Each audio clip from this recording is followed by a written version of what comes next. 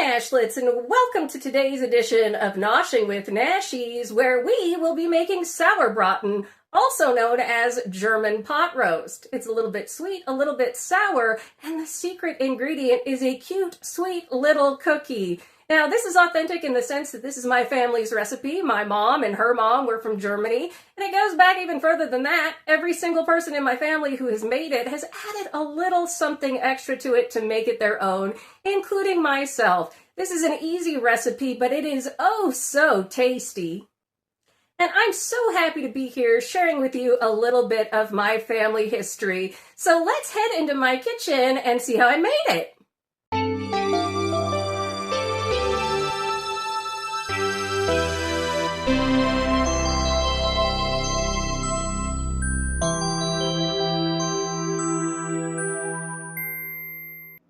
All right, Nashlets, let's go ahead and see what we'll need for this easy peasy crockpot method Sauerbraten, brought to you by Nashies, German side of the family. We're going to need some leeks. We're going to need some bay leaves.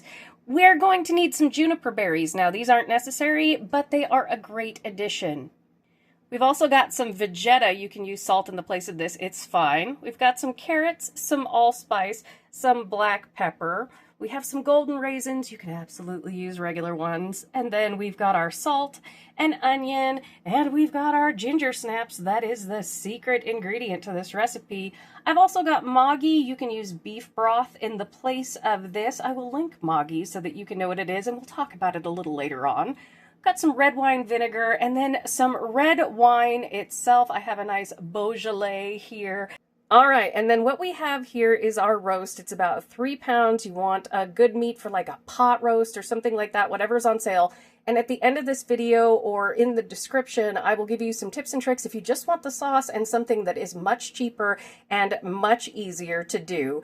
And I've just marinated this in about 1.5 cups of wine, about 1 cup of water with 4 tablespoons of Maggi. You can do just beef broth and a little bit of garlic powder just for that zest. And I just marinated it overnight. You don't have to marinate it for a long time. All right, let's get ready to whip up some yummy, yummy Sauerbraten. All right, Nashlets, what I love about this recipe is it's done in the crock pot. If you want to do it, the braised version that goes stovetop to oven, that's great too. And that's where you'll marinate your meat, and then you'll coat it in flour, and then you'll sear it in a pan, and then you'll put it back in a pot with the marinade ingredients. Because if you're doing that, you want all of what I'm about to put in this pot in your marinade, and then you're going to end up cooking it in your marinade. This is just a little bit easier. I drained off my marinade since it was just a little bit of everything. I have in here my roast. Again, I'll put exactly what I'm using, what the size is in there, but you want about 3 pounds of meat roundabout there. And I'll give you alternatives. Then we have 1 onion cut up, about 1 cup of carrots, and then 1 leek. You want to make sure to slice it up into medallions and really soak and wash this because they're a very muddy thing. All right, now we're going to come in and we're going to season. I have 2 tablespoons of sugar, and I have, about 4 or 5 bay leaves because they were small. Then we're going to come in with a few juniper berries. Now, this is optional. Not everybody likes these. They're also not super easy to find, but they lend a really European flavor. My grandmother, my Oma, always had a juniper berry bush in her yard that we would pick those from. And then we have some golden raisins, and of course you can use regular. We're just going to put in about 1/2 cup for that nice sweetness there. Now, rather than salt, I'm coming in with 1 teaspoon of Vegeta here. You can just use 1 teaspoon of salt. That is perfectly fine, no worries. And I always season before I put my liquids in. That way, when I pour the liquids on top, everything mixes in. All right, we're going to come in with about 1 teaspoon or 2 of pepper. Again, this one is up to you. And I love this because it's a sweet and sour recipe, and this is very similar to the way that my family back in Germany made it in the restaurant. Now, unfortunately, that restaurant closed down a long time before I was born and before I visited, so I never got to see it, but I did get to hear the stories and learn some of the recipes from that restaurant, which is pretty cool. All right, rather than using whole cloves here, I'm using allspice. I'm going to use about 1 teaspoon of it. You can use some whole cloves if you want, like 8 to 10 of them. Just a little bit, like 1/2 teaspoon to 1 teaspoon of allspice is perfect for this. Then we're going to come in with our red wine. You can use cheap red wine. You can use expensive red wine. It's all good.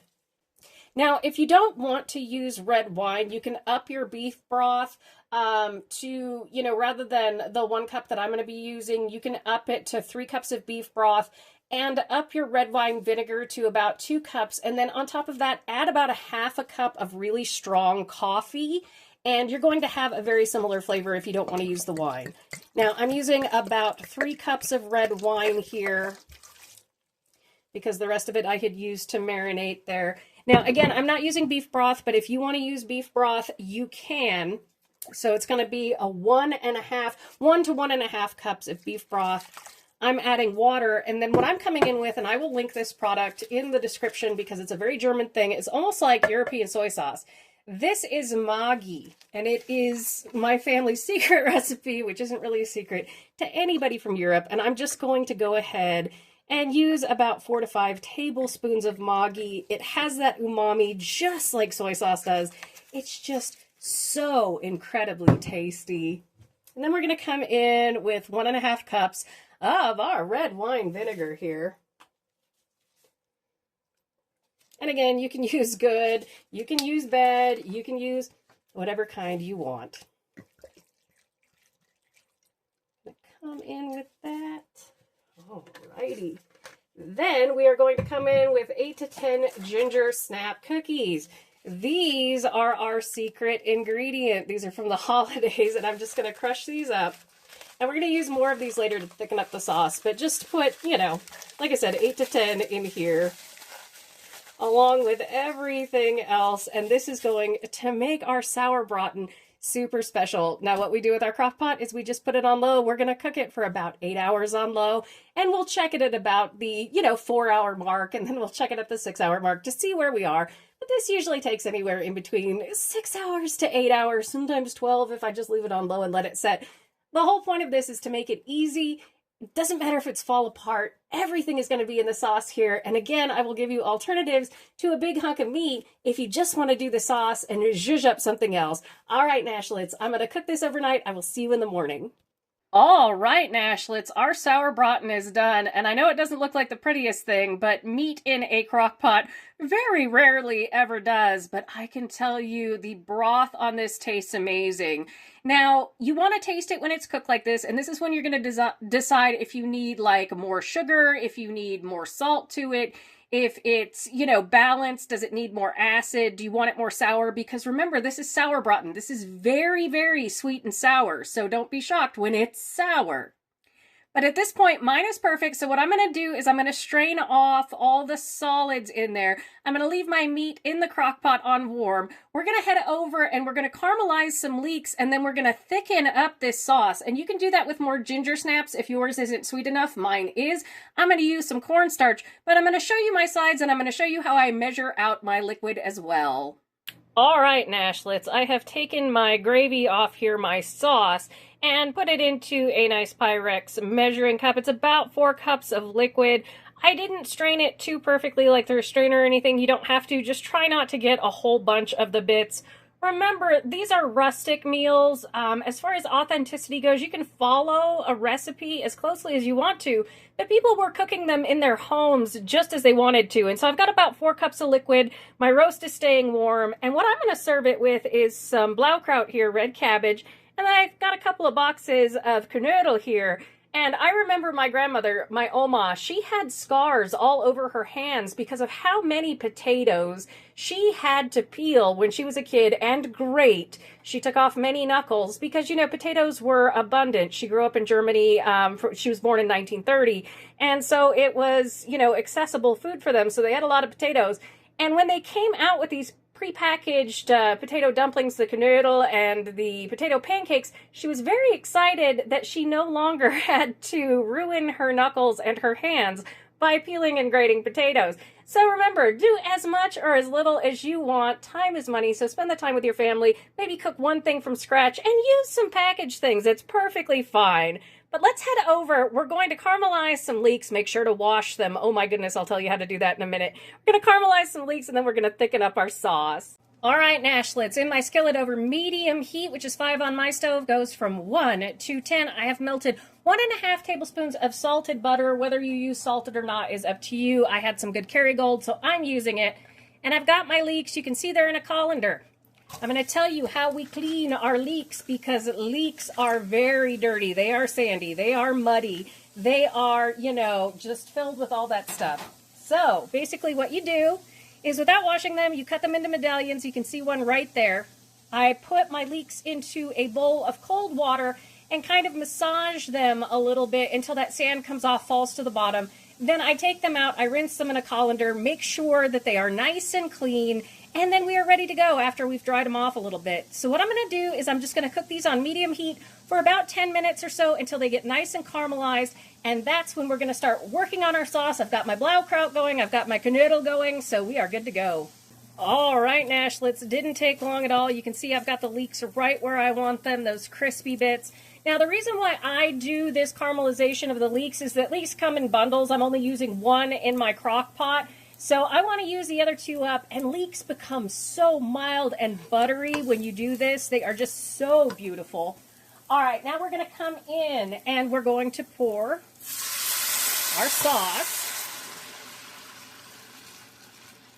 Now, since my sauce has a little bit of body to it from those ginger snaps, I'm going to go ahead and I'm going to add 3 tablespoons of cornstarch mixed in with a half a cup of water. So basically, it's usually, to thicken up a sauce, it's 1 tablespoon of cornstarch to 1 cup of liquid.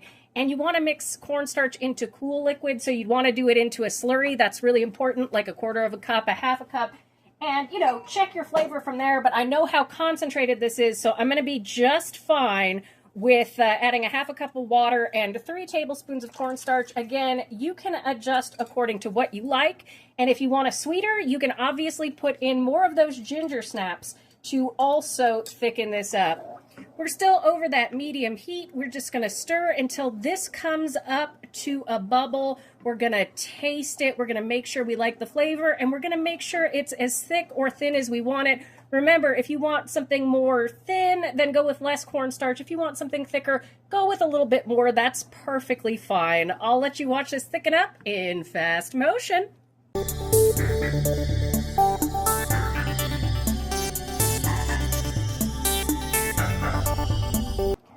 All right, Nashlets, my gravy is at my desired thickness, which is not super thick, but also not thin either. I tasted it to make sure the flavor was where I wanted it, and with the addition of that cornstarch, I did add in a couple of more glugs, about 2 tablespoons of Maggi. If you need to add salt, or if you have something like Vegeta, go ahead and use that. And I'm just letting this bubble for a minute. Now, I wanted to give you some tips and tricks if you're somebody that doesn't want to cook up a big hunk of meat, because they really are expensive. Make yourself a hamburger steaks, you know, that kind of thing, and serve this sauce over the top of it. Just make the sauce portion, and all of that will be completely separate, so you'll be able to do that. You can serve it over tofu. You can serve it over mashed potatoes. You can literally serve just the sauce over anything. And you can take out the beef component to it if you want without any problem whatsoever, and use a vegetable stock for this, and it's still going to be beautiful. Like I said, if you don't want to use the red wine, you're just going to up your broth component. You're going to up your red wine vinegar just a hair, and maybe put in a half a cup of strong coffee to give it that slightly bitter, tanniny flavor that we get from our wines. So you don't have to, you know, you can make this any which way you want. Remember, it's all authentic from the standpoint of people used what they had and they cooked what they like. So this is just a recipe from my family to yours. All right, now that all this stuff is done, I'm going to plate it up. All right, Nashlets, here we have our beautiful Sauerbraten with sauce. We've got some Knödel. We've got some Blaukraut. This is a real comfort meal for the Nashies family. Takes a little bit of time, but I promise you it is worth every bit of the effort, particularly if you're a fan of things like sweet and sour sauces or hot and sour soup. You can, you know, put some spice to this if you want to. Really have fun with it and make it your own. But this is a little bit of something from my Oma and from my mom from Germany to you. Thank you so much for joining me for today's episode of Noshing with Nashies. And remember, if you come to a fork in the road, pick it up and have a nosh with Nashies. Please like, comment, share, and subscribe. Consider becoming a member and check out that amazing recipe video on your screen. I'll see you in the next one, Nashlets. Bye!